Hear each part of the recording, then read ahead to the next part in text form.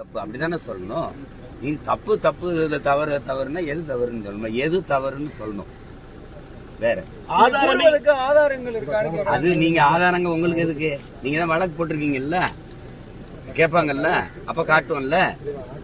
அப்ப எதை வச்சு பேசணும் என்னங்கறத சொல்லுவோம்ல. நான் தான் கேட்கிறேன், திருமுருகன் காந்திக்கு நான் என் தம்பி தங்கச்சிகள் இருக்கிறாங்க, அவங்களை கூப்பிட்டு பேச சொல்லுங்க. நீங்க உங்க திருமுருகன் காந்தி பேசாததா? பெரியாரை அதிகமாக விமர்சிச்சது திமுக தான் வச்சிருக்காரு. அதுக்கு என்ன பதில் இருக்கு? அது அவங்க பேசுவாங்க, தேவைக்கேற்ப பேசுவாங்க.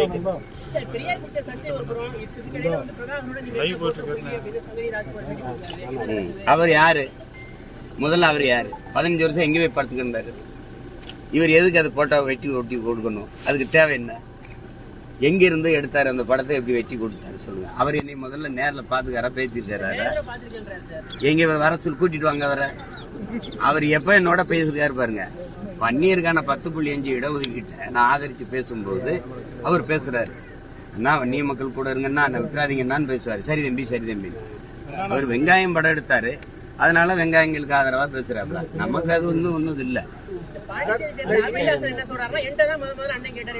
எத்தனை பேர் எடிட் பண்ணீங்க? அதை எத்தனை பேர் எடிட் பண்ணி? எங்க பெரிய எடிட்டரா நீங்கெல்லாம்? என்ன வி.டி. விஜயனா இல்ல ஸ்ரீகர் பிரசாத்தா? நீங்கெல்லாம் என்னடா காமெடி பண்ணிட்டு அழைக்கிறீங்க? 15 வருஷமா எங்க படுத்திருந்தா அந்த படம் முதல்ல ஆனந்த விடன்ல வந்ததுல அப்பவே சொல்ல வேண்டியதானே.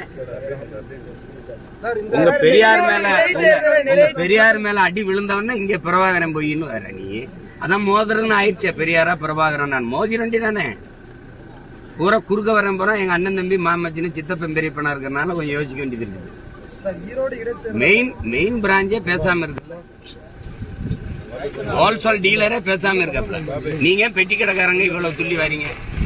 பிராஞ்ச் ஆபீஸ் எவ்வளவு பேசுறீங்க? நீங்க மெயின் ஆளை வர சொல்லுங்க. எங்க ஐயா வீரமணியை பேச சொல்லுங்க. நான் ஒவ்வொன்னா எடுத்து வச்சு இதே மாதிரி ஊடகத்துல அல்லது பொதுக்கூட்டத்துல பேசுறேன்.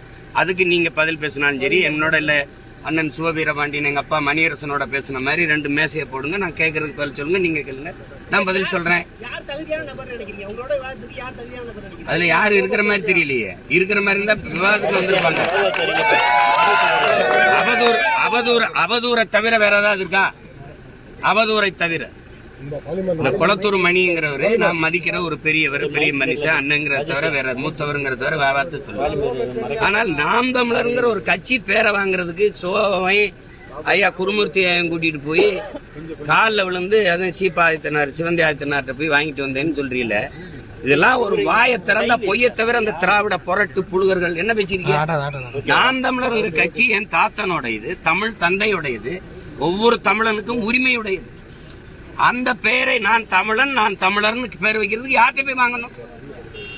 ஐயா சோவுக்கும் குருமூர்த்திக்கும் நாம் தமிழர் கட்சிக்கும் சம்பந்தம் இருக்க அடிப்படை அறிவோட பேசிருக்கீங்களா? அதையாவது இது எத்தனை நாளைக்கு இந்த கதையை கட்டுக்கதையை விடுவீங்க? நான் எதிர்த்து உங்களை பேச மாட்டேங்கிற ஒரே இதனால தானே. உங்க கூட இருந்து வளர்ந்தவங்கிறதுனால, உங்க மேல பெரிய அன்பும் மதிப்பும் வச்சிருக்கேங்கிறதுனால தானே இவ்வளவு பேரும் போயிட்டு இருக்கீங்க. உண்மையிலேயே சோகம் சுப்பிரமணியம் இந்த குருமூர்த்தி வந்து எனக்கு வாங்கி கொடுத்தாங்களா? நாம் தமிழர்னு ஒரு கட்சி பேரை உங்களுக்கு தெரியுமா? அதான் சான்று இருக்கா?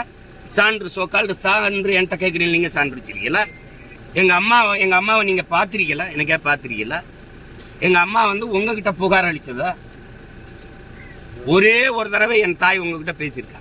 நீங்க தான் என்னைய போய் தொட்டதுக்கெல்லாம் சரணடைஞ்சு ஜெயிலுக்கு போவேனா, நமக்கு நிறைய வேலை இருக்கு, பிணை வர்ற வரைக்கும் தலைமறைவா இருங்கன்னு சொன்னது நீங்க தான். அப்ப நான் திருநெல்வேலியில ஒரு தோட்டத்துல தலைமறைவா இருக்கும்போது இதே சட்டசபையில் ஐயா ஆற்காடு வீராசாமி எதிர்கட்சி எல்லாம் கிளப்பும் போது ஐயா ஆற்காடு சீமானோ கோமானோ எவராக இருந்தாலும் தூக்கி உள்ள போடுவோம்னு தொலைக்காட்சியெல்லாம் வந்தவொடனே கைதுக்கு பயந்து என் மயன் தலைமறைவா இருக்காங்கிற செய்தி அசிங்கமா இருக்கு, சரணடைய சொல்லுங்கன்னு உங்ககிட்ட எங்க தாய் பேசி தம்பியை சரணடைய சொல்லுப்பான்னு சொன்னது அன்னைக்கு தான்.